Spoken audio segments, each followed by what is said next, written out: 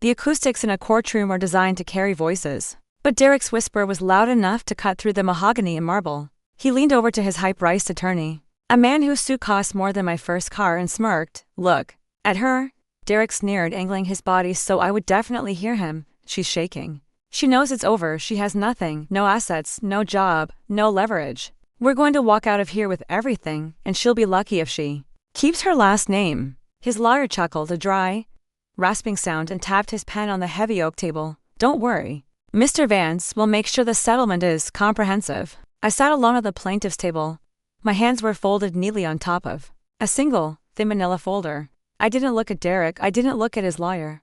I focused entirely on the court reporter's fingers hovering over her machine, waiting for the show to begin. Derek interpreted my silence as submission. He always did in our 10 years of marriage. He had mistaken my patience for weakness and my silence for stupidity. He thought he was a shark because he made the most noise. He never realized that the most dangerous thing in the water is a thing you don't see coming until it drags you under. The bailiff called for order. The judge, a stern woman with glasses perched on the end of her nose, swept in. Everyone rose, everyone sat. The air was thick with the scent of floor wax and arrogance. "Mr. Vance," the judge began, looking over her spectacles at Derek's team, "you are petitioning to finalize a division of assets, specifically the liquidation of Vance Logistics, to cut out your ex-wife entirely." "Yes, Your Honor." Derek's lawyer stood, buttoning his jacket with a flourish. "My client built this company from the ground up. The defendant contributed nothing. She has no financial stake, no equity, and frankly, Your Honor, she has no resources to maintain a share, even if she had one. We are offering a token settlement to avoid further delays, but she has refused to sign." Derek smirked at me again. It was the look of a man who thought he had already won the race, because he was the only one running. He thought I was broke. He thought I had spent the last 6 months crying in a studio apartment. "I see," the judge said. She turned her gaze to me and the respondent. "You are representing yourself." "I am, Your Honor," I said. My voice was steady, no shaking. Derek snorted. "She can't afford a lawyer." "Quiet, Mr. Vance," the judge snapped. She looked back at me. "Proceed." I didn't stand up.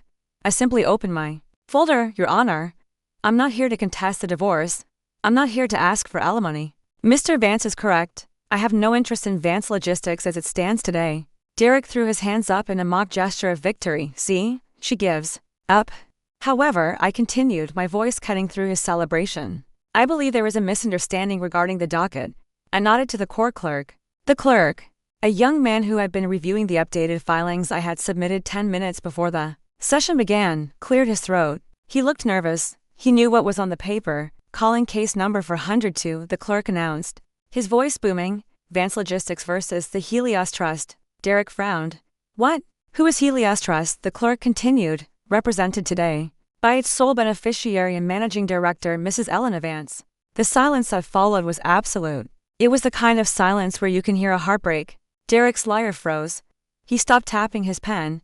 He slowly turned to look at Derek, then at me. "Your Honor," I said, standing up now, "Mr. Vance believes he owns Vance Logistics and technically, he holds the title, but he seems to have forgotten that his company has been operating on a massive line of credit for the last 3 years.